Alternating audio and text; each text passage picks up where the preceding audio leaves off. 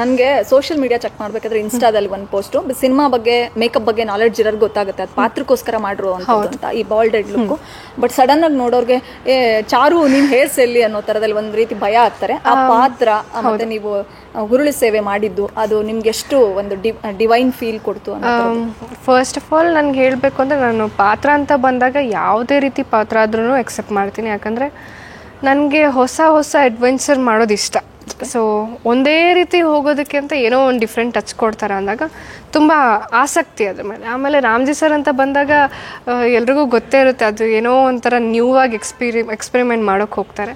So ಉರುಳು ಸೇವೆ ಎಲ್ಲ already ಮಾಡಿದ್ದೀನಿ, ಇದು 2ನೇ ಸತಿ ಮಾಡಿದ್ದು. ಬಟ್ ಹೌದು, ಆಮೇಲೆ ಅದು ಬೆಂಕಿ ಇಟ್ಕೊಂಡು ಅದನ್ನು ಬ್ಯಾಲೆನ್ಸ್ ಮಾಡಿಕೊಂಡು ತಿರ್ಗೋದು ನಡೆಯೋದು ಅದು ಸ್ವಲ್ಪ ಕಷ್ಟ ಆಯಿತು. ಯಾಕಂದರೆ ಅದನ್ನು ಬರೀ ಕೈಯಲ್ಲಿ ಮುಟ್ಟೋಕೆ ಆಗ್ತಾ ಇರಲಿಲ್ಲ, ಸುಡ್ತಾ ಇತ್ತು. ಅದಾದಮೇಲೆ ಕೂದಲು ತೆಗ್ಸೋದು ಅಂದರೆ ಈ ಥರ ನನಗೆ ಸ್ಕ್ರೀನ್ ಪ್ಲೇ ಹೇಳಿದಾಗ ಫಸ್ಟ್ ಟೆನ್ಷನ್ ಆಯಿತು, ಏನು ಮಾಡೋದು.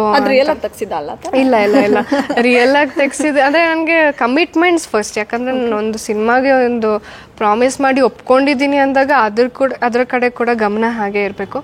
ಸೊ ನಾನು ಫಸ್ಟ್ ಅವ್ರು ಆ ಥರ ಹೇಳಿದಾಗ ಟೆನ್ಷನ್ ಆಗಿದ್ದಿದೆ, ಅಯ್ಯೋ ಏನು ಮಾಡೋದು ಅಂತ. ಆ್ಯಂಡ್ ಬಟ್ ನನಗೆ ಒಂದು ಕಡೆ ಇತ್ತು, ಇಲ್ಲ ಇದು ವರ್ಕ್ ಆಗುತ್ತೆ ಅಂತ.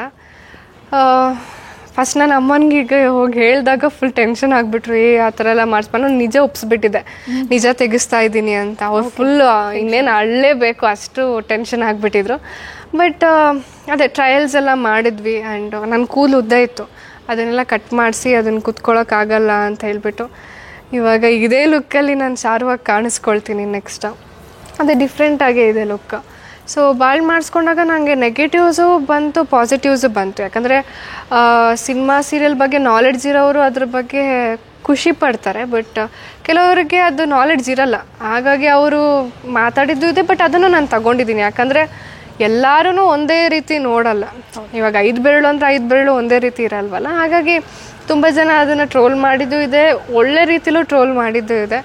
ಸೊ ಖುಷಿ ಇದೆ, ಬಟ್ ನನಗೆ ಹೆಮ್ಮೆ ಇದೆ. ಯಾಕಂದರೆ ಕಿರುತೆರೆಯಲ್ಲೇ ಯಾರೂ ಇಲ್ಲಿವರೆಗೂ ಹೀರೋಯಿನ್ಸ್ಗಳು ಆ ಥರ ಕಾಣಿಸ್ಕೊಂಡಿಲ್ಲ. ಯಾಕಂದರೆ ಗ್ಲ್ಯಾಮರ್ ಅಂತ ಬಂದಾಗ ಎಲ್ಲೋ ಓಕೆ ಒಂದು ಗ್ಲ್ಯಾಮರ್ ಆದ್ರೂ ಎಲ್ಲೋ ಒಂದು ಬ್ಯೂಟಿ ಇಟ್ಟಿರ್ತಾರೆ. ಬಟ್ ನಾನು ಅದನ್ನೆಲ್ಲ ತಲೆಯಿಂದ ತೆಗೆದಾಕಿ ಈ ಪಾತ್ರ ಮಾಡಬೇಕಿತ್ತು.